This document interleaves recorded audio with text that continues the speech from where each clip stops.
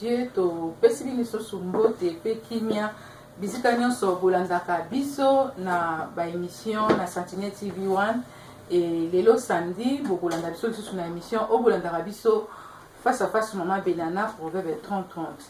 Vraiment na remercier bandeko nyonso oyo bolandaka biso pe botunaka ba mituna na bino pe ba remarque bosala biso Nzambe akanisela bino par exemple bandeko mosusu botaki koloba pona son na kati na musalo tosala ka bolimbisi mingi parce que tokutana kana ba difficulté mukie côté son technique donc moi mikakata no me bo supporter biso ka ndenge boza ko supporter biso bongo et puis na za lisusu na moi mituna oyo bandeko mususu batunaki tokoluka to découvrir ba réponse na biso à travers mutuna zamene tokoyamba vraiment Nzambe apambola bino ezolakisa ke bozolanda biso pe boza na posa boyeba lisusu mingi. Alors wana toza ko approcher musai na Nzambe mutu na Nzambe proverbe 30 po toyoka nini oya memeli biso lelo. Shalom. Shalom le messager. Shalom bandeko batali. To sebe ko yango na plateau. Oui. Bandeko nyonso bazolanda biso. Na otaki un peu ko remercier bango. Ndenge na oti koloba awa na kosepela nano na mwa ba préoccupation oyo bandeko baza kotuna mituna na bango toyoka biyano epa na yo ava to banda na ete soza na mo ya koloba mpona pepe oyo bazolanda biso soki mpe nga na ye mpona bango mituna yo moto otuna nga na répondre. Ok mituna ya liboso nayebi eza bamituna oyo bandeko mosusu batuna yango tolobango mpe na baémission mosusu mais korepete likambo eza mpe mabe te kobeta sete nango eza mpe mabe te mpo éveiller toujours conscience ouais. Ya bana na Nzambe. Eza na mutuna oyo ndeko na biso moko ya mwasi atunaki alobi mama Bena tokoloba nini ndenge baprofete bakomi kaka koyebisa batu mama na ondoki mobali na ondoki ezokoba continuer kaka ndoki mobali na ondoki mwasi na ondoki famille ndoki donc na place ono koloba nini parce que ba prophétie ebele oyo bazopesa bango ezaka ba prophétie ya kokabwana ba prophétie ya division ya malonga penza ya construction na ba vie ezate. Bon ndeko wana kaza mutu aliboso atunanga ba question te bato ebele bazotuna ba question wana. Vraie prophétie eza na kati ya Bible. Oyo aza ndoki, oyo aza boye, wana eza prophétie te. Wana eza parole de connaissance oyo Nzambe abimisaka po na basali na ye bapesa solution na likambo songolo. Soki Nzambe atalisi yo ke motu songolo aza ndoki, akosuka kaka na kotalisa yo te, me akopesa na pouvoir ya kolongola yango. Soki Nzambe asi atalisi yo ke motu wana aza ndoki, donc apesi yo pe makasi ya kolongola yango. Mais soki yo osuki kaka na koyebisa mobali ke mwasi no aza ndoki, bena koyebisa mwasi ke mobali no aza ndoki, eke opesi solution kolongola yango te, eza misala Satan oyo ozo détruire ba foyer. Parce que mwasi déjà so oyebise ke mobali aza ndoki, eloko aliboso osala eza lera azozonga na ndako akangi bisaka abengani mobali. Or la plupart ya bato bazopesa ba prophétie kokanga mibala bato bandoki suka nango bazwa basi wana batia bango na mabala. Donc eza nango makambo ba lokuta parce que na ministère nanga ndenge na travaillaka soki Nzambe atalisi nga likambo c'est que ya gravité donc ça m'a fait nzela na nguya ya kolongola ngo. Donc bandeko nanga mutune koza pona mutu moko mais eza ko aider bandeko belé donc c'est-à-dire so Nzambe apesi a révéler likambo a repesa pe ba directif pona ya kozwa solution. Bien sûr Nzambe osuka ka tika talisi et kisuki wana no Nzambe soka talisi faut apesa solution. Lokola Nzambe mutatalisaki beaucoup kabwana te puisque pasteur aroya alongoli yango. Donc kindogezaka kwa pe lianzi ndenge malade elongwa na santé na bato na nzoto doza ndenge moko. Sikoyo messager esa pe na mutuna mususu ndeko mususu atuni alobi mais pourquoi ba église lelo tozomona kaka bato batondi ba prophète ba pasteur mingi kaka bao bazaki banganga bao bazalaki na makambo mabe bango ka bato batondi bazopesa ba prophétie wana donc c'est-à-dire so totali pe quelque part là ba prophétie ebele lokutana ezoko bimapo ba église ebele etondi na ba prophète lokutana ba pasteur lokutana na sina loba makambo wana mbala ebele na lobango awa ke l'église ebele ezo marché te bato bazokende ebele te, c'est pas que bapaster wana baa na nzambe te ou baa na nguya moke, non. Tokomi na ntango ya suka fois passé na talisaki bino na 1 Timothée 4 banda na 1 na 2 Bible ezoba na ntango ya suka bato bakoponana bandoki na bandoki bakadi apema na bakadi apema baluki mpe paster na bango aye basala église ya bandoki na bandoki. Soki yo oza na molimo wa nzambe oke kuna bakolinga yo te, soki yo ozoteya sango malamu ya solo bakolinga yo te. Donc toza na ntango ya suka ezali ke makomami ya nzambe ezokende kokokisama.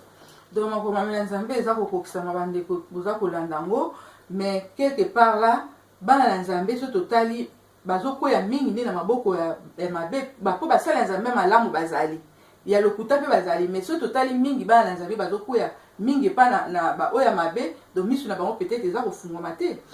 Paul azoyebisa bathessaloniciens alobi soki parole ya nzambe lelo ezali voilé. Voilé c'est-à-dire bato ebele bazipa misu, parce que lelo oyo à travers internet okozwa mate à n'importe quel ou il y a quel côté il y a ba bon pasteur na ba faux pasteur. Ngana navanda pembeni ya Wenze na lopango na biso na masine za balabala Wenze, et puis na kenda ba Wenze mingi tango na vana na Mbinza kolongwa masina komata Mbinza na oleka na rond-point Ngaba ba mama tout bakotaka na Wenze baponaka bakoitambola bakopona tomata malamu na tomata mabe, Thomson na malamu na Thomson na mabe. Soko ke na Wenze oyebi kopona Thomson na malamu na Thomson na mabe ndenge moko pe l'église, parce que ceux qui ont une église oyebi kopona te église ya malamu na mabe yo mutu oza perdant, parce que na suka l'église eza biloko mibale ou lola ou lifelo yo mutu okopona.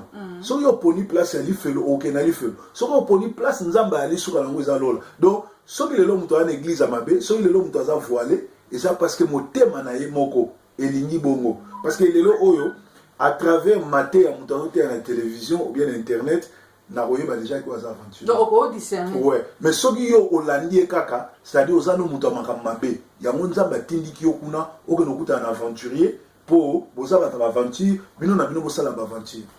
Voilà bandeko messager a autoropesa réponse à ndeko pe et ko aider bandeko nyonso tout, c'est-à-dire to lukara discernement mingi pende za faute na biso moko bino moko oyo boza kolanda oyo ndenge sentiment eza kotinda bino, mais molimo na nzambe elobaka elakisaka malamu na mabe.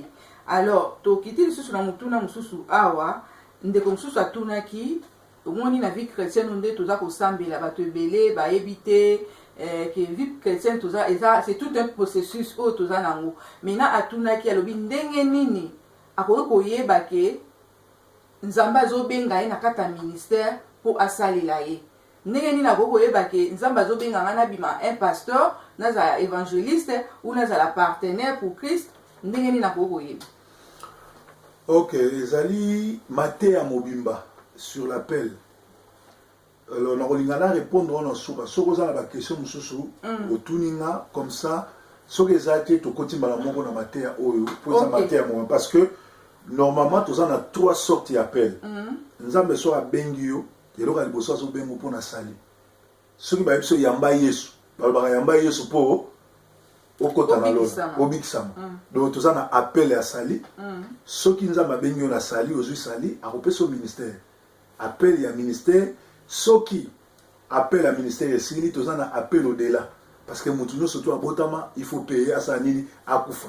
Siko awa avant de répondre à la question de mususu eza na mutu moko te akoloba nzambe abengi soki nzambe abandi na kolobela ye moko te pe ayebisi mokambi na ye te nazomeli po yo yeba ke nzambe abengi yo, nzambe asalaka ba démarche mibale. Première démarche akoyebisa yo moko. Mais ce qu'on va te bénir tellement basé dans l'entendement spirituel, te moyen comprendre appel en coloté, nzamba koleka à travers ba pasteur to ba kambina yo pour ba yebisa yo. Alors awa eza très nazo benda bat matoyi. Soki yo sambela epananga na la moisson mondiale église onga nazo kamba. Yo nzamba za na posa osalela yi osalelanga akoyebisa so na vrai pasteur abandana oyebisanga et puis nzambe abengaka mutu azosalela nzambe deja na se ya makolo ya mutu songolo ou soko ozosalela nzambe na se ya makolo mutu songolo te nzambe akotindika yo okende na se ya makolo ya mutu moko po encadre yo nzambe akobengoka te mbala moko abengi yo mbala moko okoti na ministère ou mbala moko boye place wana nde etie désordre ebele bato ebele nzambe abengi bien sûr nzambe abengi ye mais azeli te koyoka nzambe abengeli place nini parce que nzambe akobenga yo bato ebele bazokanisaki kosalela nzambe eza kaka kokoma motei ndenge omoni le tobandaka na internet awa bato baza kofinga me lelo mutu tu alingaki na internet meme ayebi oteya te meme ayebi kosambela nde te ake na internet nzambe mutu atindi te alandi loyengi mais eza na bato oyo bayoka mongongo ya nzambe nzambe atinda bango alors soki nzambe abengi yo soki nzambe aza na posa na yo akobanda koyebisa mutu alors ekokamwisanga lelo na omona neti yo osambelaka epa paster moko songolo nga na ye oye na convention na nga nakomi koyebisa nzambe azobenga okoma paster bima na église wana à moins ke ngai nazala paster sataniste nzambe akoyebisa bima na église wana mpo mutu wana nayebi ete mais soki yo ozosalela nzambe na église oyo nga naza paster ya solo nzambe abenganga nzambe fo banda koyebisa nga epuis akoyebisa yo moko après nga naye koyebisa yo mpe bato mosusu bakoyebisa so makambo wana. Ok. Et le pena ngana tuna ona sima pour te continuer donc lobi que olingo lobela biso suivre appel mutuna mususu ezali ke ezala bandeko na landa kindenge ya bengi na téléphone azotuna que voilà messager ya on na tiré question moko na partie ya dialogue bande ko sola na ndeko wana alobi pourquoi omoni oza déjà pasteur munene ozo côté ya bato ebele baza kolanda mais pourquoi on dit mais susu ko kende ko sala ba cours ya théologie. Alors nayebi te eza pe moko na mutuna oza déjà na nzamba bengi yo mais lelo tozomona ozokende kosala théologie nino kokoyebisa ndeko wana pete bande mosusu mpe bakoza mpe na mutuna wana mpo nga nayebi ke bible ezola biso koma na intelligence na biso esengeli to ajouter connaissance à la fois ajoutons la connaissance. En fait, on a la théologie parce que nous avons un esprit. Théologie est trop dangereux, ceux qui ont un esprit, ceux qui ont un appel. Théologie est formée par pasteur. Nous avons besoin de bengio, à côté d'ailleurs, aux à la guider, aux à formation, aux à l'équiper pour nous ça. Par exemple, la théologie, on a accueilli, nous avons la théologie en mission. Biso tout outil pour tout outil Afrique, tout na poto, tout en mission. Or, l'église est belée, ezali en mission, mais ezali esika escroquerie, esika aventure. Au lieu en mission, ezali en mission. Alors, la théologie, on a la deuxième année prochaine aussi ça, on a baccalauréat, ezali et bachelier en théologie, ezali la licencié en théologie, mais aussi ça l'année prochaine. Alors, on a mboka aussi un diplôme wana, bakopesa yo misala. Parce que Moussala, il y a christianisme, et ça, Moussala, il y a pour vendre une église. Jésus a une église. Jésus a de ville en ville pour résoudre les problèmes. Il y a battu. Donc, mission. Jésus a une église. Il y a une leçon, il y a une église, non, il y a une église, Azali Moutayebi Masolote. Et ça m'a bêté aux églises, mais Jésus n'était pas assis. Jésus partait de ville en ville. Un missionnaire, Toyoka, un missionnaire, Angleterre, Baya na Congo ko planter l'église, ko planter hôpitaux, école. Nenge ba missionnaire Baya en Afrique, biso petoye mission A. Mission A ezoti nanga te kana te maliboso ba congolais. Mission A ezoti nanga te na te maliboso ba tomangala. Mission A ezoti nanga na te maliboso ba anglais, ba allemand, ba suisse, ba nini na te ba on malam. Et na kende et pas ba bazana ba problème, ba bazana need, na résoudre ba problème na bango. Net a tozana ba nani ba clochard, tozana ba bazanga ba place rolala sans domicile fixe. Ba toana c'est l'église qui doit s'en charger et parce que lelo o soko tuni ba pasteur rebelle, soko tuni lo ba Nazareth manifesto et la sini aye bien noté. Or dans Luc 4 16 à 18 Bible l'esprit du Seigneur est sur moi parce qu'il m'a oint pour amener une année nouvelle, pour annoncer une année nouvelle, pour délivrer les captifs.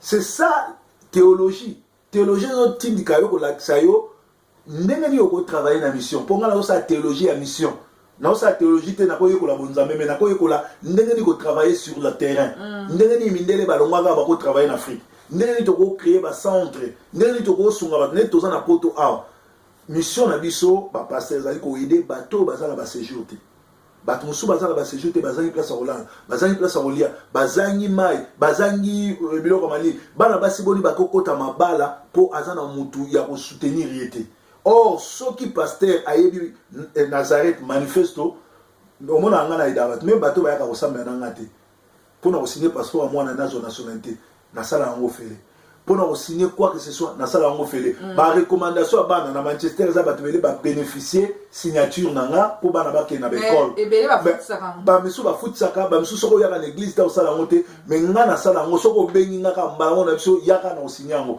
bao bamona basa sans kutu na biso yaka lobi yaka boye c'est-à-dire théologie ezali très important osala yango surtout théologie ya mission parce que toyeba Nazareth manifesto soki osali yango ozala manipulateur te okokende vraiment esika oyo posa nzambe yali po bato ebele baza na baproblème bavandi na bandako bamisusu bamibomi bamisusu bakoti mabala nga solola na basi na mibali combien de basi bazoyebisanga paster nde naa na libala oyo so nazwi mokanda na nga na 10 heures na 11 heures na kimi ndako me mobali wana akanisaka bala mwasi nzoka mwasi wana na problème oyo église erésoudre ye te ake komikotisa libala azoluka problème ndenge wana donc mokolo yali tokovanda vraiment tosolola sur Nazareth manifesto na kofungolelo makambo nyonso to wana. Ok, voilà.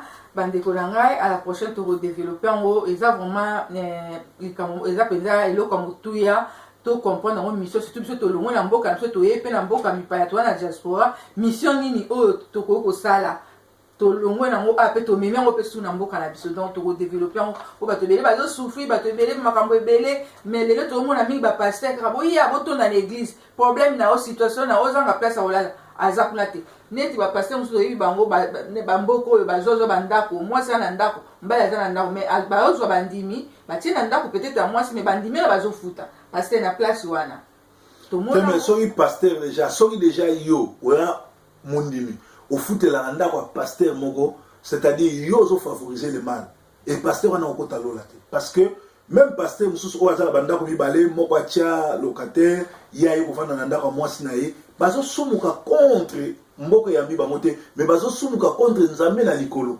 et bato wana soki otali bapele na bango bayebi apele te nzambe abenga bango te mpo lelo oyo toye kokutana na 4 évangile mingi na baaventurier nga naza na chance parce que avant na évangile nazalaki gentleman nazalaki sapeur congolais nazalaki producteur congolais natambola na bagrand papa Wemba King Kester toorganiza baconcert bato ebele balobaka makambo wana naza plus mondain to mutu na mutu fo abeta lisolo ne awuta wapi nzambe alokote wana bible ezoloba avant nzambe ayebenga yo tika mokili yaka na évangile bon yo nano osala mokili to yo na évangile obanda mokili na monde biso obanda mokili na kati église biso bato bayebi kovanda na bato lokola ba King Kester mena et puis kovanda te ya 2 minutes bato bazomona ma pompe injection Kester ayo koloko na BMW ozo comprendre kovanda na bato lokola ba King Kester mena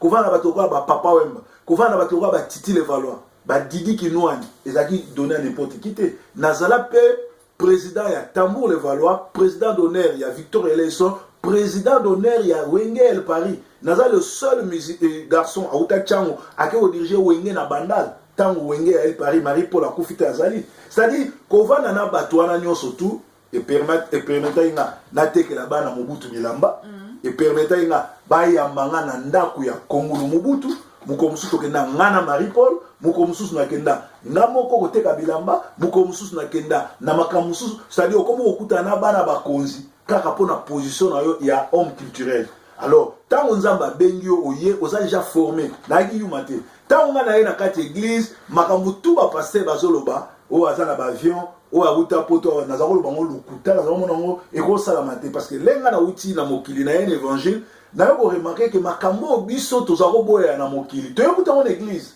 pasteur azo griffer alati pe bien te ana kara bien te mazo ko sabina za déjà na 5 millions azo ko sabino gaza na avion na tarmac et pourtant gaza na poto na yebi ke avion le côté avion na tarmac eza facilité parce que voiture na yo soki eza na taxe te oko garant te na balabala ba otombola ba biloko ale to expliquer ba tout que pasteur akosi ba loyi parce que tozali to timbi alors tango oye na évangile eloko ya liboso nzambe soka bengi yo nzambe akosala ke ako ya ko utiliser yo akolobela yo awa tozokende kotala appel ya mutu moko parce que tozobela appel tozana trois sortes d'appel appel à ministère et bandana na appel au sali nzambe azobenga biso le toté ya tobi yamba Yesu tu seras sauvé crois au Seigneur Jésus-Christ tu seras sauvé toi et ta famille soko ye l'évangile oyambi déjà Yesu si ma appel à ministère nzambe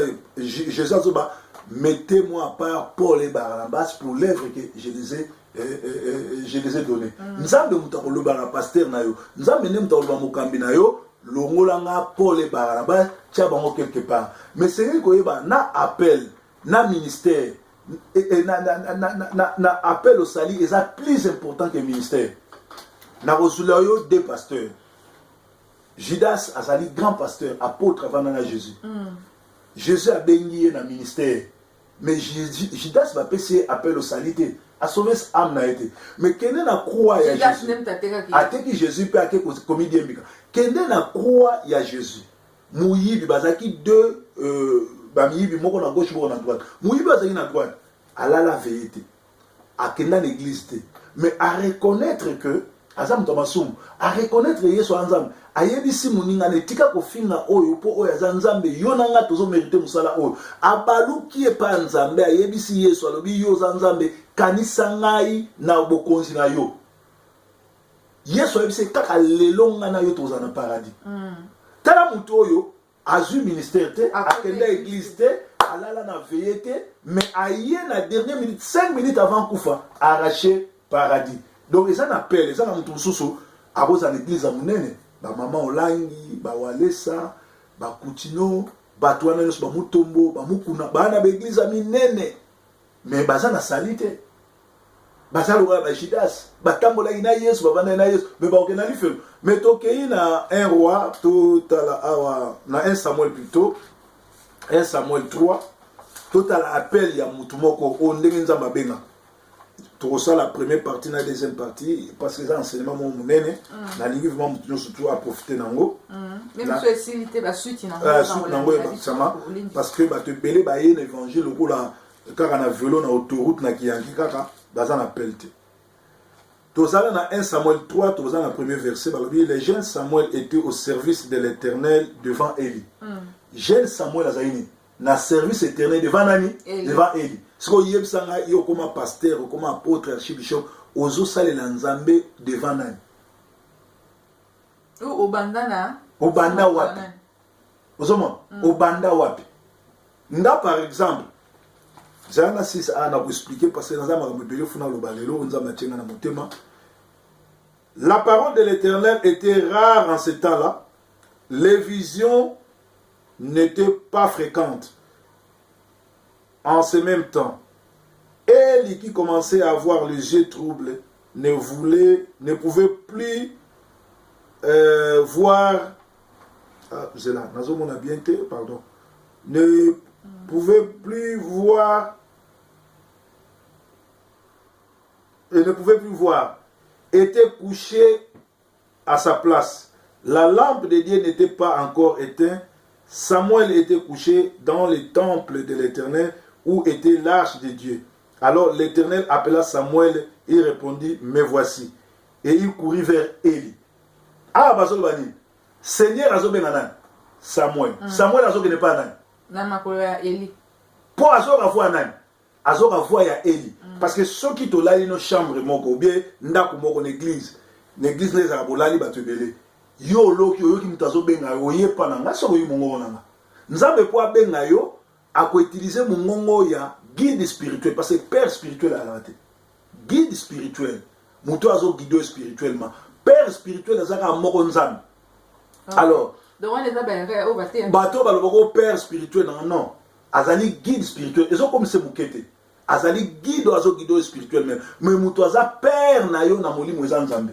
Okay. Parce que ce total il est là, tout soit le là, bah pasteur le là, bah père il y a réveil, tout soit bah le là, bah Sonic Afuta, tout soit bah le là, bah Léopold Mutombo, bah Coutinho, il y a ça bah père il y a père na bah moi ça va. Ce qui te képonga na outil pas Sonic Afuta, il y a moi ça na confusion des fois azobenga Mouzen Kelena, Mouzen Kenda ou Ben Shaddai. Comment yom tout monde a des pères spirituels ou bien des guides? C'est-à-dire là la confusion. Donc bah jeune wana surtout bazali na ba père spirituel, mais bazali na ba guide. Ba to wana surtout nzamba benga ki bango, après ba kepa ba guide na bango.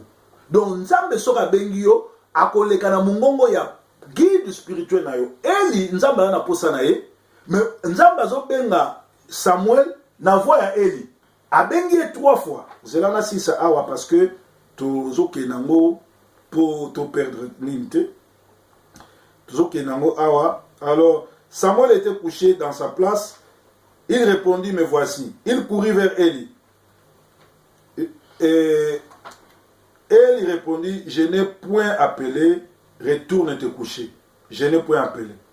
L'Éternel appela de nouveau Samuel, et Samuel s'éleva, alla vers Élie et dit, me voici, car tu m'as appelé. Élie répondit, je n'ai point appelé, mon fils, retourne te coucher. Samuel ne connaissait pas encore l'Éternel, et la parole de l'Éternel ne lui avait pas encore été révélée. L'Éternel appela pour la 3e fois, et Samuel se leva, alla vers Élie, me voici, car tu m'as appelé. Élie répondit, Élie reconnut que c'est Dieu qui l'appelait, il lui dit, cette fois-ci, s'il t'appelle, dis, me voici. C'est-à-dire, Élie mutu azopesa Samuel mot de passe que zangam na obengote mezanza mais cette fois-ci so abengio loba ngai yo loba mais lelo ba jeune lelo ba koma mutu abengi proverbe nzambe mutu abengi nzambe ma bengio proverbe nanu nzambe asilisi koloba te na bengio pona boy na bengio pona boy alinga ya biloko nzambe mutu abenga seki ngana komi archipapa nzambe ko benga yo okombola église eza mukete nzamba ko bengo za na partenaire yango lelo tozo nyoko mato te asa malamu batu bazoya na misolote ko sunga musala parce que mutu tout a komi côté ya bana banganga tout ba komi ba pasteur ba sorcier tout ba komi ba pasteur alors les bazoya côté ya bazo ko détruire or appel ya nzambe ezali pour na ministère n'est autre que servir donc biso ba pasteur toza ba serviteur yango mona ngai soki mutu abenga na rappeler yi so aza na ba problème na bandi ko na bonde po na komi ko tuna ileka kindeni olala kindeni nzamba sa ndeni et puis na senga mbongo te parce que un vrai serviteur il faut senga salaire na yo pa mutu azoki na musala omoni so nzambe mutu azo salela yo so nzambe mutu azo futa yo voyage na yo poto tout et tout ndako na yo et ko sala ya ko forcer batute o bando ko manipuler batute o salela nzamba so or lelo oyo tozana batu belé bakomi cousin na ye mutabengi frère na mutabengi lelo po aza français allez alobi to ça l'église va français azui ba ndokone ba français atie lelo komi moi si soki pasteur azate moi si na ye soki moi si azate mwana na ye et komi royaume ndenge tomoni na papa na sombi ya sali mwana na ye aza na pelte azali musicien akomi se pasteur mwana na siko lokola azana boloko nzambe ta kosimba kisi amemi collectant sauvage amemi bonganga na kati église batu tout bazolanda bango bazokesiko na lifelo donc appel ezali très important parce que eloko eza important ezali âme na ezala sauver ezali ministère te parce que soko tangi Josué azobani choisissez qui vous allez servir moi et ma maison nous servirons l'Éternel c'est-à-dire moi na nzambe il faut pas rouer la ministère, mais il faut rouer la nos services que ça les Nzambe. Na yebite so za ba question so. Vraiment messager ba question ça est belé, je crois ba Nzambe ba zola des étapes par étape, tout ça à 3 numéros tout expliquer so, mais na auto développer oh so qui na landi bien au la kisi biso appel oh ba to robenga maloko ba sai na Nzambe. Siko pona bana Nzambe. Po bana Nzambe oh ba benga mi loko ba za ba chrétien parce que bino boza to pesa ko mwanda kisa na appel ya ba sai na Nzambe